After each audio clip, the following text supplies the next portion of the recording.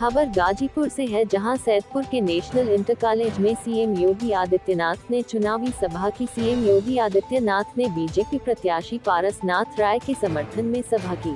CM Yogi Adityanath ने सभा को संबोधित करते हुए कहा कि अब की बार 400 पार में गाजीपुर भी शामिल होगा। सीएम ने कहा कि माफियाओं, आतंकवादियों को मारने के लिए भाजपा जरूरी है। सीएम योगी ने कहा कि हम राम भक्त हैं, हम वही करेंगे जो भगवान राम ने कहा था।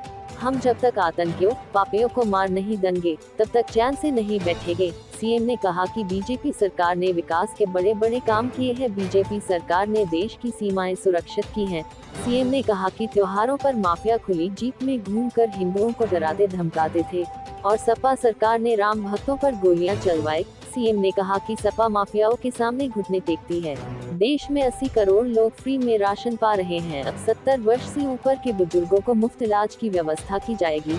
सीएम ने कहा कि विपक्षी सत्ता में आने पर पर्सनल लॉ लागू करेंगे, जबकि बीजेपी देश में कभी शरिया कानून नहीं लागू होने देगी। विपक्षी सत्ता में आने पर विरासत टैक्स लगाएंगे। ये लोग देश में औरंगजेब की तरह जजिया टैक्स लगाएंगे। अब देश प्रदेश में सिर्फ सुशासन रहेगा।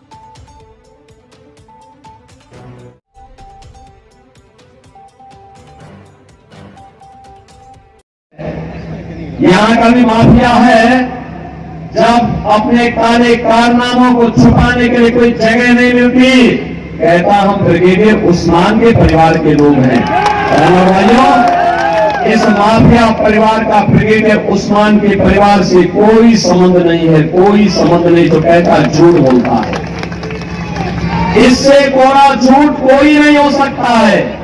इससे कोरा झूठ अगर समाजवादी पार्टी कहे, समाजवादी पार्टी कहे कि हमने राम मंदिर बना दिया, क्या आप मानेंगे? क्या मानेंगे? क्या? अरे राम भक्तों पर गोली चलाने वाले मंदिर क्या बनाएंगे? आतंकवादियों के पैरोकार और माफियाओं के सामने घुटने टेकने वाले राम मंदिर का निर्माण और आपको सुरक्षा क्या प्रदान करेंगे?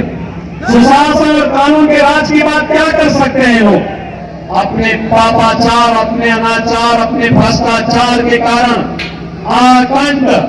आकंठ बेईमानी में घुसे हुए समाजवादी और कांग्रेस का एक गठबंधन ये कहते हैं कि सत्ता में आएंगे तो पर्सनल लॉ लागू करेंगे। पर्सनल लॉ का मतलब आप जानते हैं? पर्सनल लॉ का मतलब पानी शासन। बहनों और भाइयों, हम घोषणा करते हैं, भारत बाबा साहब भीमराव अम्बेडकर के द्वारा बनाए गए संविधान से चलेगा। भारत अपने यहां शरिया कानून लागू नहीं होने देगा। और भैया, ये शरिया कानून में पर्सनल लॉ का मतलब क्या?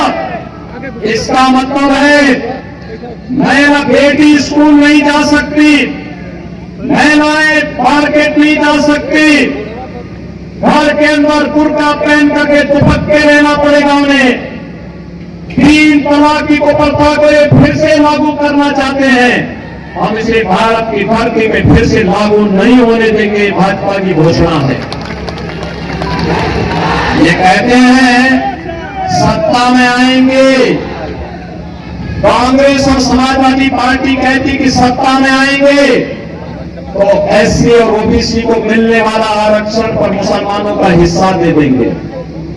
बाबा साहब भीमराव अम्बेडकर ने कहा था कि धर्म के आधार पर आरक्षण नहीं हो सकता। हम लोग मुसलमान को आरक्षण का लाभ कतई नहीं देने देंगे। अनुसूचित जाति, जनजाति और पिछड़ी जाति के आरक्षण में सेंध लगाने की छूट कांग्रेस और समाजवादी पार्टी को नहीं दे सकते। ये कहते हैं सत्ता में आएंगे तो सत्ता में आने के बाद ये विरासत टैक्स लगाना चाहते हैं। ये विरासत टैक्स का मतलब आप जानते हैं? बहनों और भाइयों, विरासत टैक्स का मतलब, विरासत टैक्स का मतलब है आपके बाप दादों ने, आपके पूर्वजों ने कोई प्रॉपर्टी बनाई और प्रॉपर्टी आज आपको मिली, तो कांग्रेस और समाजवादी पार्टी की अगर सरकार आई तो कह रहे हैं कि हम सर्वे करा करके विरासत टैक्स लगा करके आधी प्रॉपर्टी ले लेंगे। क्या